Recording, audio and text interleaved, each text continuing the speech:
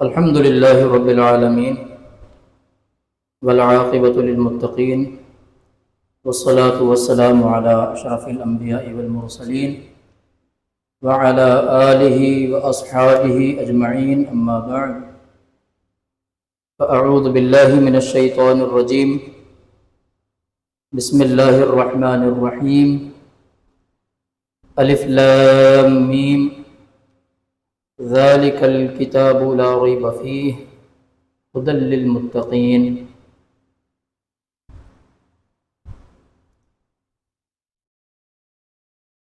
ترجمہ و تفسیر کورس کی آج الحمدللہ ہماری 10ویں کلاس ہے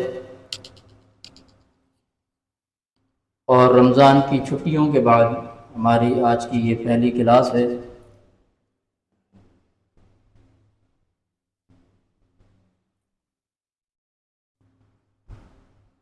آج کی کلاس سے انشاءاللہ ہم سورۃ البقرہ کے سوال کو دیکھ کر اس کا جواب پہچان سکیں۔ تو آج سے انشاءاللہ ہم سورۃ البقرہ کا آغاز کر رہے ہیں۔ بسم اللہ الرحمن الرحیم الف لام میم ذالک الکتاب لا ریب فیہ ھدی للمتقین۔ بسم اللہ الرحمن الرحیم کی پوری بحث ہم آپ کو پڑھا چکے ہیں۔ الف لام میم 3 حروف کا ایک مجموعہ ہے جسے لفظ کہتے ہیں۔ ایک لفظ ہے الف لام میم، اس کا کوئی ترجمہ نہیں ہے، اس کی حقیقت انشاءاللہ آگے ہم تفصیل کے ساتھ بیان کریں گے اسی کلاس کے اندر۔ ذالکا یہ، الکتاب کتاب ہے، ایسی لا ریب فیہ نہیں ہے شک اس میں، فیہ اس کتاب میں، ہدن ہدایت ہے، للمتقین بچنے والوں کے لیے۔ اس کا سادہ اور سلیس ترجمہ یہ ہے کہ اس کتاب میں کوئی شک و شبہ نہیں، اللہ سے ڈرنے والوں کو ہدایت پر گامزن کرتی ہے۔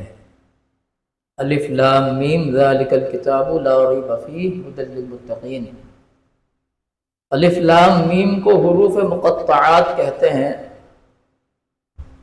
ذالک الکتاب لا ریب فیہ، یہ قرآن مجید ایک ایسی کتاب ہے اس میں کوئی شک نہیں ہے، کوئی شبہ نہیں، بلکہ یہ یقین کے ساتھ تعلق رکھتی ہے، اور یہ ہدایت ہے متقین کے لیے۔ توضیح الفاظ، الف لام میم، الف لام میم حروف مقطعات کہلاتے ہیں، مقطعات۔ ان کلمات کا معنی مراد صرف اللہ تعالیٰ ہی بہتر جانتا ہے۔ الکتاب مراد قرآن مجید ہے۔ قرآن مجید میں جہاں بھی لفظ الکتاب آئے گا اس سے مراد خاص ہوگا قرآن مجید کے لیے، اس سے مراد قرآن مجید ہی ہے اور کوئی کتاب نہیں ہے، یعنی ایسی خصوصیات کی حامل کتاب جو اسے دیگر کتابوں سے ممتاز کرے۔ قرآن مجید کو اللہ تعالیٰ نے وہ خصوصیات عطا کی ہیں جو اسے دیگر آسمانی کتابوں سے بھی اور دنیا کے اندر موجود تمام کتابوں سے بھی اس کو ممتاز کرتی ہیں۔ دیگر آسمانی کتابوں کے مقابلے پر اس لیے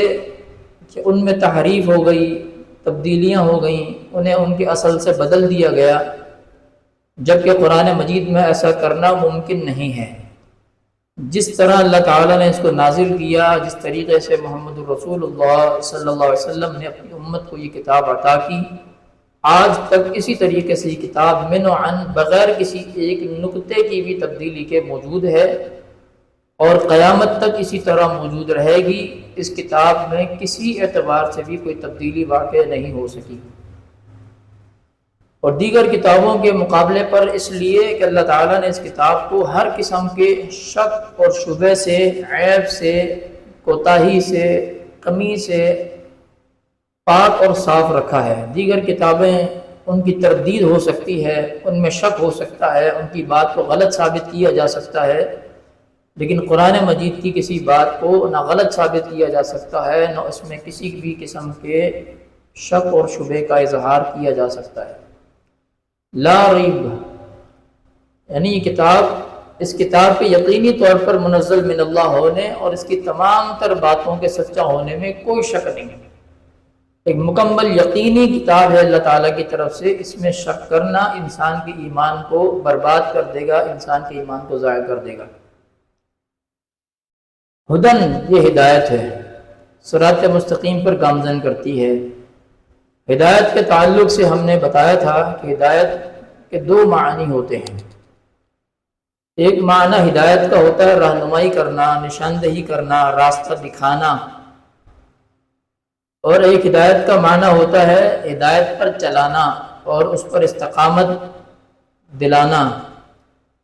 تو اگر ہدایت کی نسبت بندوں کی طرف ہو، خواہ وہ نبی کی طرف ہو یا کسی عام انسان کی طرف ہو،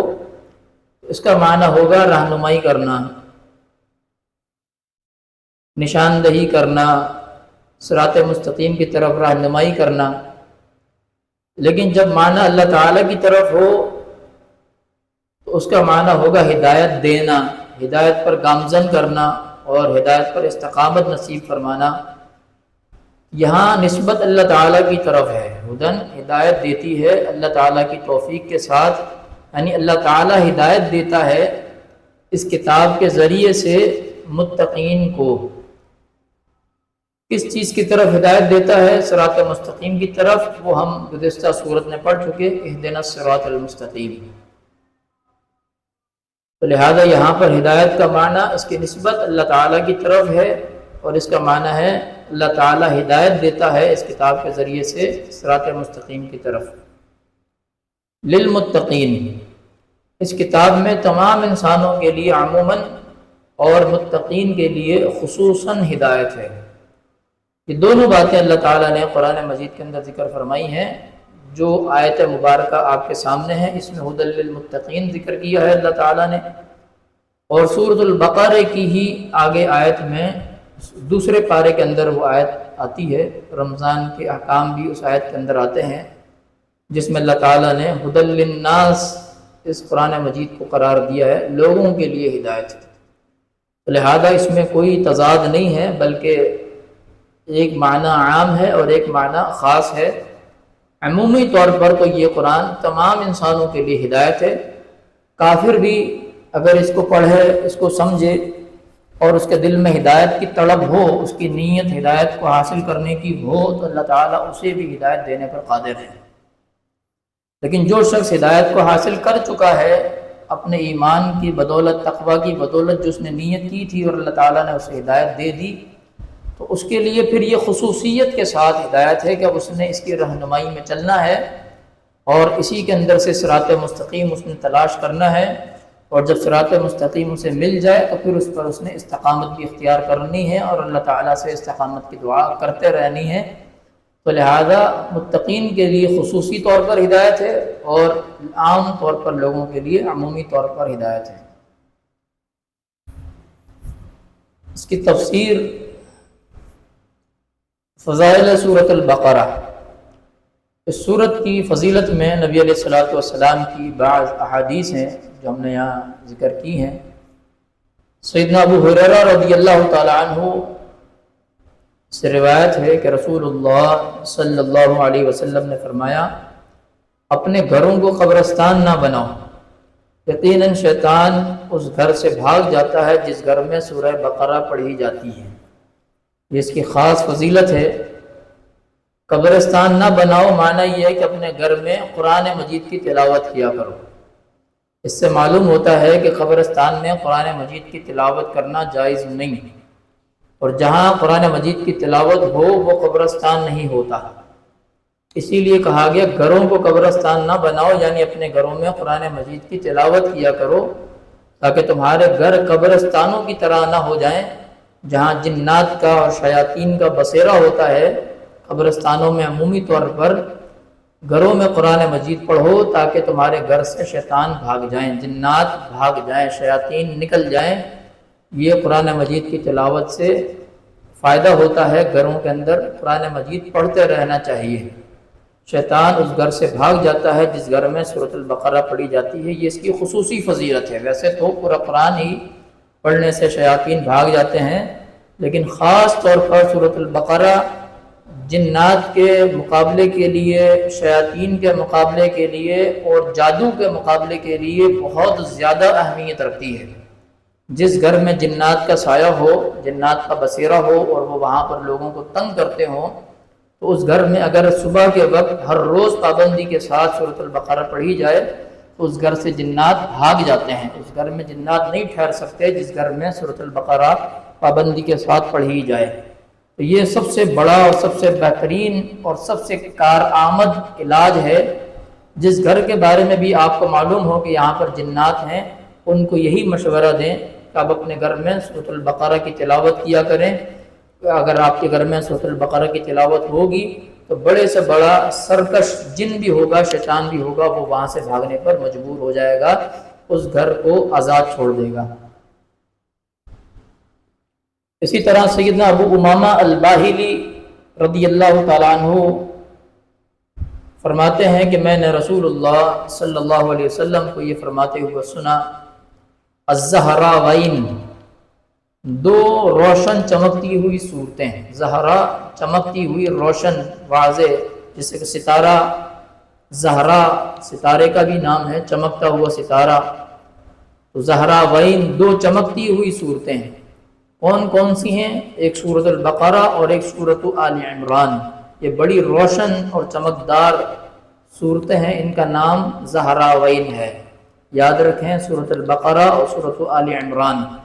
ان دونوں کا مشترکہ نام ہے زہراوین۔ فرمایا انہیں پڑھا کرو کیونکہ وہ قیامت کے دن اس طرح آئیں گی جس طرح جیسے دو بادل ہوں یا دو سائبان ہوں، یا جیسے ایک سیدھ میں اڑتے پرندوں کے دو جھنڈ ہوں۔ وہ اپنے پڑھنے والے اور عمل کرنے والے کی طرف سے دفاع کریں گی۔ سورہ بقرہ پڑھا کرو کیونکہ اسے حاصل کرنا باعث برکت ہے اور اسے ترک کر دینا باعث حسرت ہے، اور باطل پرست اس کی طاقت نہیں رکھتے۔ سیدنا معاویہ رضی اللہ تعالیٰ عنہ فرماتے ہیں کہ مجھے یہ خبر ملی، یعنی صحابہ سے میں نے یہ بات سنی کہ باطل پرستوں سے مراد ساحر، جادوگر مراد ہیں۔ اس حدیث مبارکہ کے اندر دو چیزیں ذکر کی گئی ہیں، ایک مشترکہ فضیلت سورۃ البقرہ اور سورۃ آل عمران جنہیں زہراوین کہا گیا ہے۔ ان دونوں کی فضیلت یہ ہے کہ یہ قیامت کے دن اپنے پڑھنے والے کے لیے، جس نے ان کو پڑھا بھی ہوگا، یاد بھی کیا ہوگا اور ان پر عمل بھی کیا ہوگا، ایک سائبان کی طرح ہوں گی۔ جیسے بادل کسی کے اوپر سایہ کرتا ہے تو انسان دھوپ سے بچ جاتا ہے، جب کوئی انسان شدید دھوپ کے اندر سے آ کر کسی چھت کے نیچے آ جاتا ہے، کسی کمرے میں آ جاتا ہے، تو وہ ایک سائے میں آ جاتا ہے، دھوپ کی تپش سے انسان بچ جاتا ہے۔ یا جیسے آسمان سے کبھی پرندوں کے جھنڈ اگر اڑتے ہوئے دیکھیں تو ان سے بھی بعض اوقات سایہ زمین کے اوپر محسوس ہوتا ہے انسان کو۔ تو کہنے کا مقصد یہ ہے کہ دو صورتیں قیامت کے دن اپنے پڑھنے والے کے لیے، اپنے عمل کرنے والے کے لیے، جب سورج کی روشنی ایک میل کے فاصلے پر ہوگی، سورج جو ہے ایک میل کے فاصلے پر ہوگا،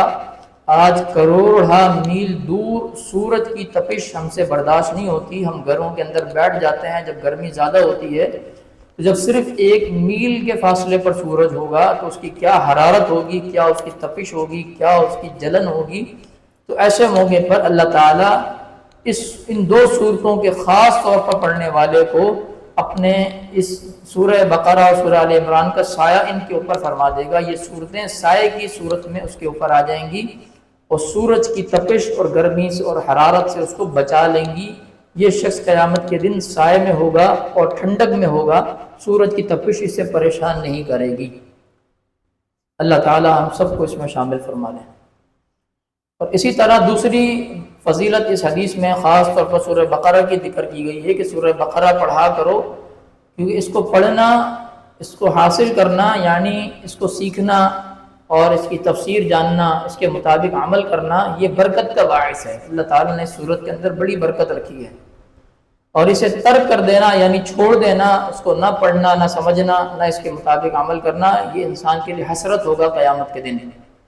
جب سایہ کی تلاش ہوگی اور اسے سایہ نہیں ملے گا تو اس وقت وہ حسرت کرے گا، کاش میں نے ان صورتوں کو اپنا لیا ہوتا دنیا میں، تو آج یہ صورتیں میرے اوپر سایہ کیے ہوئے ہوتی تاکہ میں سورج کی تپش سے بچ جاتا۔ لیکن اس نے نہیں کیا تو اب یہ چیز اس کے لیے حسرت کا باعث ہوگی، لہذا اسے حاصل کرنا باعث برکت ہے اور اسے ترک کر دینا باعث حسرت ہے۔ اور باطل پرست اس کی طاقت نہیں رکھتے، یعنی جو جادوگر لوگ ہیں اگر کسی پر جادو کرنا چاہتے ہیں اور اس شخص نے سورۃ البقرہ پڑھی ہو تو کسی جادوگر کا جادو ایسے شخص پر اثر نہیں کر سکتا، یا ایسے گھر پر اثر نہیں کر سکتا، یا ایسی دکان پر اثر نہیں کر سکتا، یا کسی بھی ایسی جگہ پر اثر نہیں کر سکتا جہاں سورۃ البقرہ پڑھی جاتی ہو۔ تو لہذا سورۃ البقرہ ہر اعتبار سے جنات کے مقابلے پر بھی، شیاطین کے مقابلے پر بھی، اور بد سے بدترین جادوگروں کے مقابلے پر بھی ایک بہت بڑی رکاوٹ ہے، ایک بہت بڑا مقابلہ ہے، جو سورہ بقرہ کے ذریعے سے اللہ تعالیٰ انسان کو یہ ہتھیار دے دیتا ہے کہ جہاں سورۃ البقرہ پڑھی جائے وہاں پر نہ جادو اثر کرتا ہے، نہ شیاطین کا اثر و رسوخ چلتا ہے، نہ اور جنات وہاں قبضہ کر سکتے ہیں۔ سورۃ البقرہ کا شان نزول، شان نزول کہتے ہیں کسی بھی سورت کا کوئی سبب ہوتا ہے نازل ہونے کا، کہ یہ سورت کیوں نازل ہوئی، اس کا پس منظر کیا ہے، اس کا بیک گراؤنڈ کیا ہے۔ تو سورۃ البقرہ مدنی صورتوں میں سے سب سے پہلی صورت ہے۔ اللہ کے نبی علیہ الصلوۃ والسلام نے جب مدینہ کی طرف ہجرت کی تو مدینہ کے اندر ہجرت کرنے کے بعد جو سب سے پہلی صورت آپ پر نازل ہوئی وہ سورۃ البقرہ تھی، تو لہذا اسے مدنی صورتوں میں سب سے پہلی صورت ہونے کا اعزاز حاصل ہے۔ سورۃ البقرہ کی وجہ تسمیہ، یعنی اس کا نام البقرہ کیوں رکھا گیا؟ البقرہ عربی زبان میں گائے کو کہتے ہیں، گائے۔ اس سورہ مبارکہ میں قوم موسیٰ علیہ السلام کے تعلق سے، یعنی یہودیوں کے تعلق سے گائے کا ایک خاص تذکرہ کیا گیا ہے، انشاءاللہ آگے یہ تذکرہ آئے گا، اس لیے اللہ رب العالمین نے سورت کا نام سورۃ البقرہ رکھا ہے۔ تو اس میں جو تذکرہ ہے یہودیوں کے تعلق سے گائے کا، اس نام سے موسوم کیا گیا ہے سورۃ البقرہ کو، اور یہ اس کی وجہ تسمیہ ہے، اس کا نام البقرہ رکھا گیا ہے۔ حروف مقطعات، شروع میں جیسے ہم نے پڑھا الف لام میم، اب یہ ہے تو 3 حروف کا مجموعہ، لیکن ان کی حقیقت اصل میں کیا ہے؟ حروف مقطعات، یعنی مقطعات ان کو اس لیے کہتے ہیں کہ یہ جدا جدا پڑھے جانے والے حروف ہیں۔ قطع کرنا یعنی توڑ توڑ کے پڑھنا، جدا جدا کر کے پڑھنا، ان کو حروف مقطعات اس لیے کہا جاتا ہے کہ باہم ملے ہوئے ہونے کے باوجود ان کی ادائیگی جدا جدا ہوتی ہے۔ اب الف لام میم لفظ تو ایک جگہ ملا ہوا ہے لیکن پڑھنے میں جدا جدا ہے۔ اسی طرح اور بھی الفاظ ہیں، کاف ہا یا عین صاد ہے، تو سین ہے، تو سین میم ہے، تو ہا ہے، یا سین ہے، ہا میم ہے۔ اس طرح کے جو اور بھی حروف مقطعات ہیں یہ بظاہر ایک لفظ کی شکل میں قرآن مجید کے اندر موجود ہیں مختلف صورتوں کے شروع میں، لیکن پڑھا انہیں ہمیشہ جدا جدا کر کے جاتا ہے، الگ الگ حرف کر کے پڑھا جاتا ہے، اس لیے ان کو مقطعات کہا جاتا ہے۔ قرآن مجید میں کل 29 صورتوں کی ابتدا حروف مقطعات سے ہوئی ہے۔ حروف مقطعات سے کیا مراد ہے؟ حروف مقطعات سے حقیقی مراد صرف اللہ تعالیٰ ہی جانتا ہے، اس لیے قرآن مجید میں جہاں بھی حروف مقطعات آئیں اس کے بارے میں یہی کہا جائے گا اللہ اعلم بمرادہ، اللہ تعالیٰ ہی اس کی مراد کو سب سے بہتر جانتا ہے۔ یعنی یہ اللہ تعالیٰ کی طرف سے ایک معجزہ ہے، یہ کلمات ایک بہت بڑا معجزہ ہے اللہ تعالیٰ کی طرف سے۔ اس کی آگے انشاءاللہ بھی ہم تفصیل بیان کریں گے۔ حروف مقطعات کے تعلق سے بعض لوگوں نے کچھ غلط عقائد بنا لیے ہیں کہ ایک تختی بنائی جاتی ہے عمومی طور پر، جو آپ نے دیکھا ہوگا گھروں میں اور دکانوں میں اور گاڑیوں میں بعض اوقات مختلف جگہوں پر یہ لوگ لٹکا لیتے ہیں، جسے لوح قرآنی کہا جاتا ہے، جس میں یہ حروف مقطعات لکھے ہوئے ہوتے ہیں تمام، اور ان سے نظریہ رکھا جاتا ہے کہ اس سے خیر و برکت حاصل ہوگی، جبکہ ایسا کہیں بھی قرآن و حدیث کی کسی دلیل سے یہ چیز ثابت نہیں ہے۔ بعض لوگ حروف مقطعات کو لوح قرآنی کے نام سے بطور تعویذ خیر و برکات، خیر و برکت استعمال کرتے ہیں اور سمجھتے ہیں کہ انہیں گھر، دکان یا کسی بھی جگہ لٹکانے سے مشکلات ختم ہو جائیں گی یا انہیں برکت ہو جائے گی، حالانکہ ماخذ شریعت میں سے کسی بھی ماخذ سے، ماخذ شریعت ہم نے آپ کو بتائے تھے نصوص شرعیہ کے نام سے، جہاں سے شریعت کی کوئی بات ثابت ہوتی ہے، وہ کل 4 ہیں: قرآن مجید ہے، حدیث مبارکہ ہے،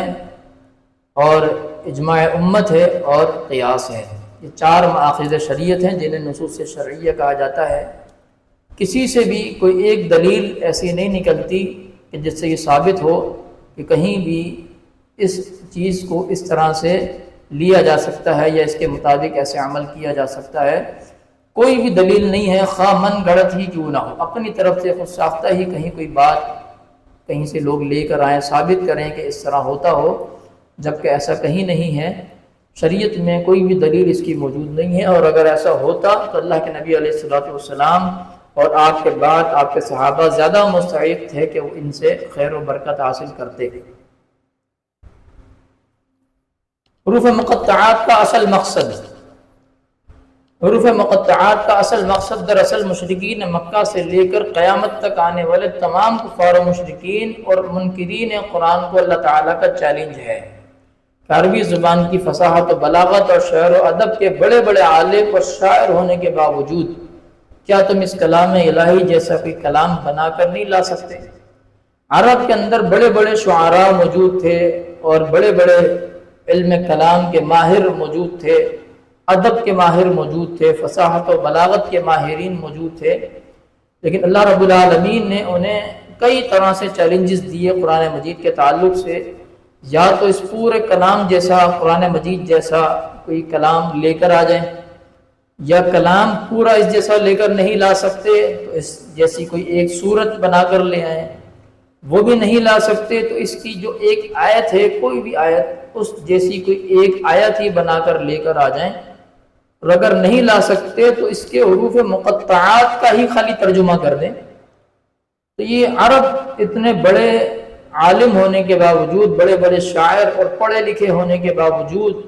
عربی زبان کے ماہر ہونے کے باوجود اللہ رب العالمین کے اس چیلنج سے عاجز آ گئے اور ناکام اور نامراد ہو گئے۔ تو لہذا حروف مقطعات دراصل ایک چیلنج تھا اللہ رب العالمین کی طرف سے، اور قیامت تک کے لیے چیلنج قائم ہے کہ کوئی بھی کافر، کوئی بھی مشرک جو قرآن پر اعتراض کرتا ہے، اس کو صرف حروف مقطعات کے لیے ہی اگر کہہ دیا جائے کہ اس کا ترجمہ کر دیں یا اس کا بدل لا کے دکھا دیں، حالانکہ حروف وہ بھی ہیں جن سے پورا قرآن مجید بنا ہے، حروف وہ بھی ہیں جو ان سے ہم عام طور پر کلام کرتے ہیں، ہر لفظ حروف سے مل کر ہی بنتا ہے، تو یہ بھی حروف ہیں۔ تو لہذا جب یہ بھی حروف ہیں، وہ بھی حروف ہیں، ان سے لفظ با معنی بن سکتا ہے، تو ان سے لفظ با معنی کیوں نہیں بن سکتا؟ اور اگر بنا سکتے ہو، تمہارے پاس طاقت ہے تو بنا کر دکھاؤ، لیکن وہ اس سے بھی عاجز آ گئے۔ تو ایک طرح سے یہ اللہ تعالیٰ کا معجزہ ہے کہ یہ بھی الفاظ ہونے کے باوجود معانی سے خالی ہیں اور محض حروف کا مجموعہ ہے، اور اس سے اصل جو مراد ہے وہ اللہ تعالیٰ ہی بہتر جانتا ہے، بندوں کی بس کی بات نہیں ہے کہ وہ اس کا معانی کو تلاش کر سکیں۔ یہ کلمات اللہ تعالیٰ کی طرف سے ایک ایسا عظیم معجزہ ہے جس کے آگے کائنات کے تمام انسان اور جن بے بس ہیں کہ وہ علوم و فنون کے ماہرین ہونے کے باوجود اس کا مقابلہ کر سکیں، یعنی کوئی بھی شخص آج تک اس قرآن مجید کے ان حروف کا صحیح ترجمہ پیش نہیں کر سکا۔ قرآن مجید ہر قسم کے شک و شبہ سے پاک کلام ہے۔ قرآن مجید پر صرف ایمان لانا ہی نہیں بلکہ اس کی تمام باتوں پر یقین رکھنا بھی فرض ہے، لا ریب فیہ، لا ریب کا معنی بالکل ہر قسم کے شک اور شبہ سے پاک اور مکمل یقین رکھنا اس کلام کے اللہ رب العالمین کے منزل من اللہ ہونے پر، کہ کلام واقعتاً ایک تو یہ کہ اللہ تعالیٰ کی طرف سے نازل شدہ ہے، اور اس بات پر بھی یقین رکھنا کہ اس کی ہر بات یقینی طور پر سچی ہے، اس میں ایک ذرہ برابر بھی کوئی شک نہیں ہے۔ اس میں تمام وہ باتیں جو بیان کی گئی ہیں، خواہ عقائد سے متعلق ہوں، خواہ مرنے کے بعد کے جو معاملات ہیں، انسان کی قبر سے متعلق جو معاملات ہیں، اس کی آخرت سے متعلق جو معاملات ہیں، جنت جہنم سے متعلق جو معاملات ہیں، جو بھی آگے تک کے معاملات ہیں، زندگی کے جو معاملات ہیں، انسان کی تخلیق سے پہلے کے جو معاملات ہیں، زمین و آسمان کی تخلیق سے پہلے کے جو معاملات ہیں، ان کی تخلیق کے دورانی کے جو معاملات ہیں، جو باتیں بھی اس میں ذکر کی گئی ہیں، احکام کے تعلق سے ہوں یا کسی بھی تعلق سے ہوں، ان سب پر ایمان لانا اور یقین رکھنا کہ ساری باتیں سچ ہیں، اور کسی ایک بات کے اندر بھی شک نہیں کیا جا سکتا کہ یہ فلاں بات جو ہے وہ غلط ہو سکتی ہے۔ جو شخص بھی یہ نظریہ رکھے گا، عقیدہ رکھے گا، اس کا ایمان ختم ہو جائے گا۔ ایمان میں شک انسان کے اندر نفاق پیدا کر کے اسے کفر تک لے جاتا ہے، جس سے انسان کے اعمال برباد ہو جاتے ہیں۔ منافقین کے یہی اوصاف ہیں جو اللہ تعالیٰ نے قرآن مجید کے اندر بیان فرمائے ہیں، مذبذبین بین ذلک لا الہ الا ولا الہ الا ومن یضلل اللہ فلن تجد له سبیلا، کہ منافقین جو ہے وہ تذبذب کا شکار رہتے تھے۔ مذبذبین بین ذلک، دو چیزوں کے درمیان تذبذب کا شکار رہتے تھے، یعنی ان کے نزدیک کفر بھی حق تھا اور ان کے نزدیک اسلام بھی حق تھا، تو اللہ رب العالمین نے ان کو تذبذب کا شکار قرار دیا اور انہیں گمراہ قرار دیا۔ وَمَن يُضْلِلِ اللَّهُ فَلَن تَجِدَ لَهُ سَبِيلًا، جسے اللہ تعالیٰ گمراہ کر دے تو پھر اسے کوئی سیدھے راستے کی طرف ہدایت نہیں دے سکتا۔ یعنی منافقین گمراہ ہیں اللہ کی نظر میں سیدھے راستے سے، اور اللہ تعالیٰ نے انہیں گمراہ کر دیا ان کے تذبذب کی وجہ سے، شک اور شبہ میں پڑے ہوئے ہونے کی وجہ سے۔ تو لہٰذا شک کرنا انسان کے اندر پہلے نفاق پیدا کرتا ہے، پھر یہ نفاق اسے کفر تک لے کر چلا جاتا ہے، بالآخر انسان کی موت بھی کفر کے اوپر ہوتی ہے، اور پھر اس سے انسان کے اعمال برباد کر دیے جاتے ہیں۔ اسی طرح یقین ایک ایسا ملکہ ہے جو انسان کو عمل کی طرف ابھارتا ہے، جبکہ شک انسان کو عمل سے دور کرتا ہے۔ یہ بڑا ایک اہم نقطہ ہے جو اللہ رب العالمین نے لا ریب فیہ کے اندر بیان کیا، اور قرآن مجید میں اور بھی اس کے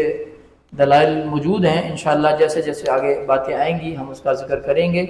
یقین جب آپ کو کسی چیز کے اوپر ہوتا ہے تو آپ اسے اختیار کرتے ہیں، اسے اپناتے ہیں۔ اللہ تعالیٰ پر ہمارا ایمان ہے، یقین ہے، تو ہم اللہ تعالیٰ کی عبادت کرتے ہیں۔ اگر ہمارا ایمان اللہ تعالیٰ کے اوپر نہ ہو اور یقین نہ ہو، ہم کبھی اس کی عبادت نہ کریں، اس لیے کہ انسان اس چیز کو اختیار نہیں کرتا، حاصل نہیں کرتا جس پر اسے شک ہو۔ مشکوک چیزوں کو ہم دنیا میں بھی رد کرتے ہیں، چھوڑ دیتے ہیں کہ اس میں شک ہے، پتہ نہیں اچھا ہوگا نہیں ہوگا، صحیح ہوگا خراب ہوگا، چلے گا نہیں چلے گا۔ جب تذبذب کی کیفیت ہوتی ہے تو ہماری بھی کوشش ہوتی ہے کہ ہم اس چیز کو چھوڑ دیں۔ تو لہذا ایمان کے اندر شک، قرآن مجید کے اندر شک، اور اسی طرح دین کے معاملات کے اندر شک انسان کو عمل کو چھوڑنے پر مجبور کر دیتا ہے، عمل سے دور کر دیتا ہے۔ لہذا یقین جب ہوگا تو انسان خود بخود عمل کی طرف جائے گا، اسے اختیار کرے گا۔ تو لہذا یقین کو اختیار کیجئے، اس لیے کہ یقین انسان کو عمل پر ابھارتا ہے، اور شک کی طرف جانا انسان کو عمل سے دور کر دیتا ہے اور نفاق سے قریب کرتا ہے، پھر نفاق کفر سے قریب کرتا ہے، اور کفر انسان کو اس کے اعمال کی بربادی کی طرف لے جاتا ہے۔ ھدی للمتقین، آخر میں اللہ رب العالمین نے ذکر کیا کہ یہ ہدایت ہے تقوی والوں کے لیے۔ اب سوال یہ پیدا ہوتا ہے تقوی کیا چیز ہے؟ ہدایت کا معیار اللہ تعالیٰ نے تقوی کو قرار دیا ہے۔ تقوی ہدایت کا سب سے اعلیٰ ترین معیار ہے۔ تقوی اصل میں انسان کو ایمان کے بعد حاصل ہوتا ہے، یہ ایمان سے بھی اوپر ایک درجہ ہے جسے تقوی کہا جاتا ہے، اور یہ وہ آخری درجہ ہے جو انسان کو جنت تک لے کے جاتا ہے، بلکہ جنت کو انسان کے اوپر واجب کر دیتا ہے۔ اللہ رب العالمین نے قرآن مجید کے اندر کئی مقامات پر متقین اور جنت کا ساتھ ساتھ ذکر کیا۔ اعدت للمتقین، اللہ نے جنت جو ہے متقین کے لیے تیار کی ہے۔ تلک الجنت التی نورث من عبادنا من کان تقیا، ہم اپنی جنت کا وارث ان لوگوں کو بنائیں گے جو متقی ہوں گے۔ یعنی متقین کے لیے اللہ تعالیٰ نے جنت تیار کی ہے، جنت کے اصل وارث جو ہے متقین ہیں۔ یہاں ہدایت سے مراد ہدایت پر چلانا اور قائم رکھنا ہے، جیسا کہ ہم نے آپ کو بتایا کہ ہدایت کے دو معنی ہیں، ان دونوں میں سے یہ دوسرا معنی یہاں پر ہدایت کا موجود ہے۔ حصول ہدایت میں تقوی بنیادی حیثیت رکھتا ہے، اس لیے کہ انسان کے اندر اگر ایمان کی طلب ہو اور وہ واقعتاً اللہ پر ایمان رکھتا ہو تو اللہ تعالیٰ پھر اسے ہدایت دیتا ہے، اور پھر اس کے ایمان میں پختگی عطا ہوتی ہے، اور وہ ایمان کے ساتھ ساتھ اعمال صالحہ کی بھی فکر کرتا ہے، اور انسان اپنے آپ کو گناہوں سے بچاتا ہے، اور پھر اللہ کی جنت کو نیک اعمال کے ذریعے سے حاصل کرتا ہے۔ تو یہ جنت کے حصول کے لیے سب سے آسان اور بنیادی ایک راستہ ہے تقوی کا،